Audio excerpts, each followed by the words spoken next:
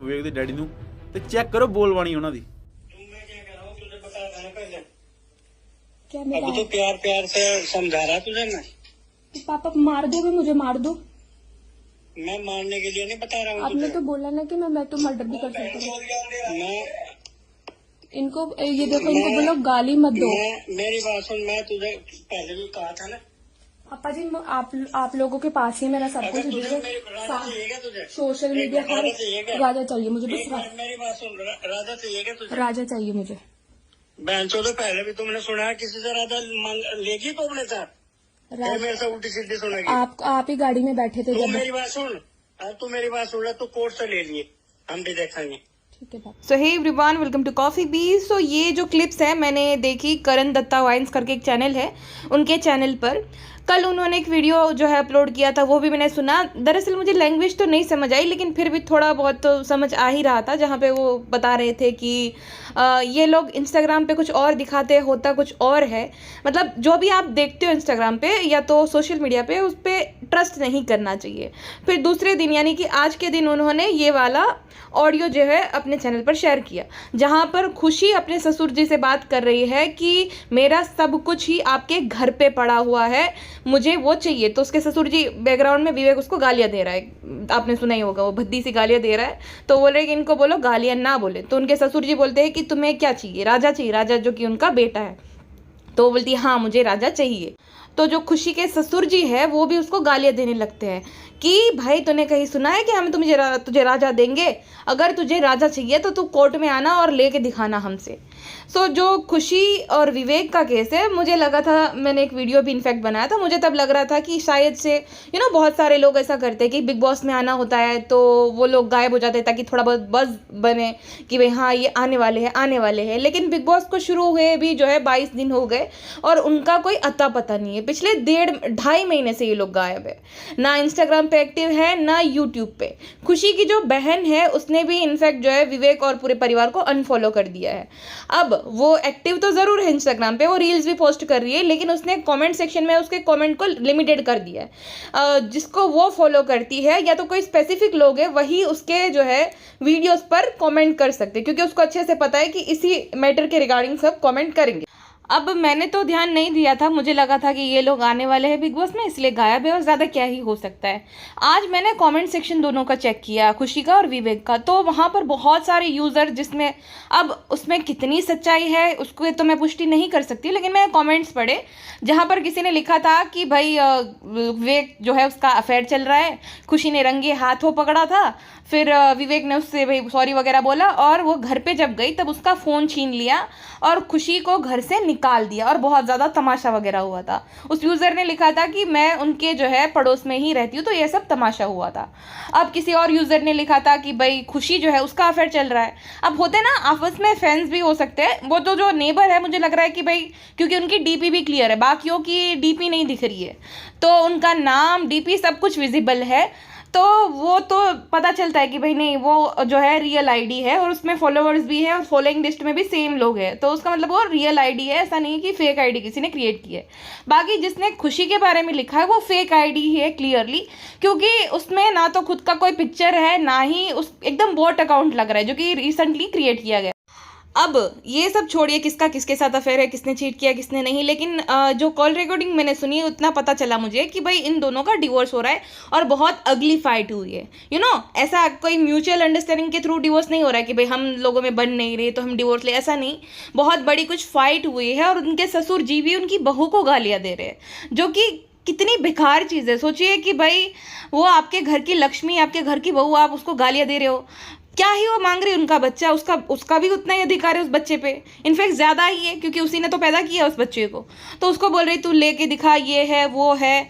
और बहुत सारे यूज़र्स ने ये भी लिखा कि विवेक जो है उसकी एक्स के साथ, यानी कि भाई उसका कोई अभी भी एक्स्ट्रा मैरिटल अफेयर चल रहा था, तो वो अपनी एक्स के पास वापस जाना चाहता है, जिस वजह से वो खुशी को डिवोर्स दे रहा है। और बहुत खुशी जो है तंग आ गई थी उसकी इन्हीं हरकतों की वजह से। अब इस बात में कितनी ज़्यादा सच्चाई है भाई वो यूज़र जाने, मैं इस बात की पुष्टि नहीं कर रही हूँ क्योंकि ये बहुत ज़्यादा सेंसिटिव चीज़ें होती हैं। लेकिन हाँ, कोई भी जिसका सब कुछ विजिबल है, सोशल मीडिया डीपी वगैरह नाम है रियल, वो कभी इतना तो झूठ नहीं बोल सकता। खैर, तो ये सब बातें हैं। और विवेक जो है वो खुशी से डिवोर्स चाहता है और खुशी भी विवेक से बहुत डिवोर्स तक बात पहुंच गई है। लेकिन बात यह है कि ना वो एलिमनी देना चाहता है, ना वो बच्चे की कस्टडी देना चाहता है, ना वो खुशी को फुट्टी कौड़ी देना चाहता है। खुशी की जो सोशल मीडिया हैंडल्स है वो भी उसी के पास है, इसी वजह से खुशी जो है वो एक्टिव नहीं है। और दूसरा भाई, जब आप लीगल बैटल जो है लड़ते हो तो वहाँ पे भी कुछ रूल्स एंड रेगुलेशन होते हैं कि आप सोशल मीडिया पे ये सब बातें डिस्कस नहीं कर सकते हो, जिस वजह से वो बंधी हुई है कि वो कुछ खुल के सामने नहीं आ रही है। और जो धमकी दे रहे हैं खुशी के ससुर, वो अभी बेल पे बाहर है। उन पर एक केस लगा हुआ है, जो कि मैं नाम नहीं ले सकती किस चीज़ के लिए, आप गूगल कर लेना, उनका नाम मिल जाएगा। उन पे जो है केस हुआ था और अभी वो बेल पे बाहर है। उसके बाद जो है विवेक की किसी नेबर ने ये कमेंट किया था इंस्टाग्राम पे कि विवेक के बहुत सारे रिलेशनशिप रहे हैं पास्ट में भी, और पास्ट के रिलेशनशिप तो चलो ठीक है कि भाई रिलेशनशिप में हर कोई होता है जब वो कुंवारा होता है तब, लेकिन ये पैटर्न शादी के बाद भी विवेक ने फॉलो करी। खुशी को हमेशा डाउट रहता था लेकिन उसके पास कोई प्रूफ नहीं था। अब जब कुंवारा इंसान तो रिलेशनशिप है, और रिलेशनशिप है तो भी अगर चलो मन बहल गया तो किसी और के साथ रिलेशनशिप में है तो तुम ब्रेकअप कर सकते हो। लेकिन शादी जब होती है, शादी के 7वें वचन में ही ये वचन लेती है कन्या वर से कि भाई पर स्त्री तुम्हारे लिए माता समान है, हम दोनों के बीच में कोई और नहीं आएगा। अगर तुम मुझे ये वचन दोगे तभी मैं तुम्हारे वामांग में आना स्वीकार करूंगी, ठीक है। तो आजकल लोगों की ना शॉर्ट टर्म मेमोरी हो गई, वचन इजीली भूल जाते हैं। उनको खाली है कि भाई शादी कर लेते हैं, कंटेंट मिलेगा ढेर सारा, खर्चा करेंगे, लैविश वेडिंग रखेंगे, लेकिन चल नहीं पाती है। भूल जाते हैं कि हमने वचन भी लिए थे। शादी का मतलब यही नहीं है खाली दिखावा करना, एक बच्चा पैदा कर लो फिर हॉस्पिटल बैग कर लिया, ये कर लिया, वो कर लिया, कंटेंट तो निकाल लिया। लेकिन शादी में सबसे अहम रोल होता है वफादारी का, है ना। अगर पार्टनर्स एक दूसरे के प्रति लॉयल नहीं रहेंगे तो शादी का क्या मतलब है, उतना खर्चा करने का, दिखावा करने का क्या ही अर्थ है। मैंने देखी है ऐसी बहुत सारी वेडिंग्स, ऐसे बहुत सारे कपल जैसे ग्लैम कपल होंगे जो कि दिखाते ऐसा है कि सब कुछ है, गुडी गुडी है, लेकिन असल में हर साल उनके बीच में ये कंपैटिबिलिटी इश्यूज रहते हैं और वो दोनों सेपरेट हो जाते। सेम हमने स्नेहा पारस के केस में भी देखा था कि क्या क्या हुआ। और जो बच्चे की कस्टडी है उसके केस में पारस को मिली क्योंकि वो और उसकी फैमिली जो है बच्चे को ज़्यादा अच्छे से संभाल पाएंगी, ऐसा लगा होगा, या तो स्नेहा ने ट्राई ही ना किया हो, ठीक है। पर फिर भी वो जो बच्चा है उसके दादा दादी के साथ ज़्यादा ही खुश रहता है और दादा दादी संभालते भी अच्छे से है, ये तो मैंने भी देखा। तो स्नेहा पारस का भी भाई पहले बहुत अच्छे दोस्त थे, वीडियोस बनाते थे साथ में, प्यार वगैरह हुआ, बच्चा हुआ, लेकिन इतनी ज़्यादा कड़वाहट आ गई कि दोनों इंटरनेट पे एक दूसरे को लताड़ लगाते थे। तो जो भोली भाली ऑडियंस जो कि इन लोगों को आइडल मानती है अपना कि भाई हमारे फेवरेट्स है, हमें भी इन दोनों लोगों के बीच में आपस में कितना प्यार है, काश हमारे भी आपस में इतना प्यार होता, ओ माय गॉड कितनी परफेक्ट लाइफ है। परफेक्ट लाइफ नाम की चीज़ नहीं होती कहीं पे भी, आपको वही दिखेगा जो वो दिखाना चाहेंगे, एडिटिंग कर देंगे बाद में। जो झगड़े होते होंगे भाई उनका तो यूएसपी यही है ना कि हैप्पी हैप्पी लाइफ दिखानी है ताकि ऑडियंस जो है वो बहकती रहे और उनको देखना ये सब अच्छा लगे, है ना। तो वो आपको वही दिखाएंगे जो कि आप देखना चाहते हो या तो वो जो दिखाना चाहेंगे। अब आप देखोगे कि ऐसे कैची से टाइटल रहेंगे, आज तो ये पंगा होगा, आज तो पोपट हो गया, आज तो ये हो गया। आपको लगता है कि किसी की भी लाइफ इतनी ज़्यादा इंटरेस्टिंग हो सकती है? नहीं होती है, किसी की भी नहीं होती। वो खाली कंटेंट के लिए ये लोग इंटरेस्टिंग लाइफ दिखाएंगे, इसको सरप्राइज दिया, उसको सरप्राइज दिया। अब अगर कैमरा ऑफ होता, अगर वो इन्फ्लुएंसर ना होते तो ऐसा कभी नहीं करते। सरप्राइज देना, ये काउंटिंग करना, वो काउंटिंग करना, ये सब चीज़ें उसके कंटेंट का पार्ट है, इसलिए वो लोग करते कि भाई चलो आज का व्लॉग निकल जाए, आज का जो है मेरा रील बन गया, है ना, ये दिखा दिखा करके।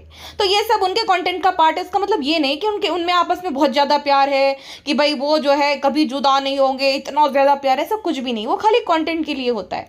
जब कैमरा ऑफ हुआ तो फिर भाई आपस में शायद से बात भी ना करते हो, अगर जब कैमरा ऑफ हो जाता है तब आपस में झगड़ा करते हो, तो ऐसा होता है, रियलिटी यही होती है, ठीक है। लेकिन ये लोग ऐसा ऐसा दिखाएंगे कि आप बहक जाओगे कि भाई नहीं, इनमें तो आपस में बहुत ज़्यादा प्यार है, ये तो आइडल का, ये दोनों तो आपस में कभी एक दूसरे को चीट ही नहीं कर सकते, ये दोनों तो कभी अलग हो ही नहीं सकते। आपको बहुत ज़्यादा जो है उन दोनों की रिलेशनशिप पे ट्रस्ट हो जाता है जितना उनको खुद को नहीं होता है। अब ये सब जो चीज़ें हैं गुडी गुडी कपल वाली, कपल वाइफ्स वगैरह वगैरह, कपल गोल्स, ये वो लोग तब तक कैरी करेंगे जब तक उनसे ये रिलेशनशिप का बर्डन झेला जाएगा। फिर थक हार के वो लोग जो है सेपरेट हो जाते हैं और हकीकत जब उनके सब्सक्राइबर्स को पता चलती है तब उनका दिल टूट जाता है, क्योंकि उनके सब्सक्राइबर के हिसाब से तो भाई वो दोनों एक परफेक्ट कपल है। तो अचानक से ऐसा क्या हुआ जो ये लोग अलग हो रहे? अचानक से कुछ नहीं होता है, कैमरा ऑफ होते ही सब चीज़ें होती है, लेकिन वो लोग दिखाते नहीं है। ये बेचारे वही लॉयल सब्सक्राइबर है जिन्होंने उनको 0 से लेकर मिलियंस तक फॉलो किया है। मैंने देखा था ट्विटर पे कि एक जो अभिषेक और मनीषा रानी की कोई टीनेजर फैन थी, उसने अपने आप को ख़त्म कर लिया था, क्योंकि जब उसको पता चला कि भाई ऐसा कुछ भी नहीं है, वो तो दोस्त है, वो तो भाई बहन जैसे इनफेक्ट रिश्ता है। तो जब उसको ये पता चला उसने अपने आप को ख़त्म कर दिया। सोचो इस लेवल का क्रेज़ होता है। अब ये लोग तब तक उस रिलेशनशिप का फ़ायदा उठाएंगे जब तक वो उठा सकते हैं। ज़्यादा होने लगेगा वो तो बोल देंगे कि भाई हमारा तो ऐसा था ही नहीं। तो ये 80% जो है ना social media couple, social media life सब फेक होता है। इनको खाली इंटरटेनमेंट के तौर पे देखो, इंटरटेनमेंट के तौर पे सुनो। इनसे इन्फ्लुएंस होने की कोई ज़रूरत नहीं है। आपके मम्मी पापा, आपके जो बुजुर्ग वडील है, दादा दादी, आप उनसे इंस्पायर्ड हो कि भाई शादी के इतने साल होने के बावजूद भी इन लोगों में प्यार बरकरार है। अपने माता पिता को देखो, हैं इतने स्ट्रगल किए होंगे उन्होंने ज़िंदगी में, तो भी साथ में है अभी भी। तो आप उनसे इंस्पिरेशन लो ना। ये सोशल मीडिया के फेक इन्फ्लुएंसर मैं देखती हूँ कि आपस में लड़ते भी हैं लोग कि भाई कैसे बोल दिया हमारे दीदी जीजू को। अरे दीदी जीजू को तुम्हारी एग्जिस्टेंस भी नहीं पता। अगर तुम मैटर इतने करते तो तुम्हें अपडेट दे देते थे कि भाई हमारा ये है इसलिए हम गायब है। पिछले 2.5 महीने से उनके फैंस भी तो वेट कर रहे, नहीं बताया। तो इनसे इंस्पायर्ड होना बंद कर दीजिए, ठीक है। फिलहाल के लिए बस इतने ही, मिलते हैं नेक्स्ट पॉडकास्ट में।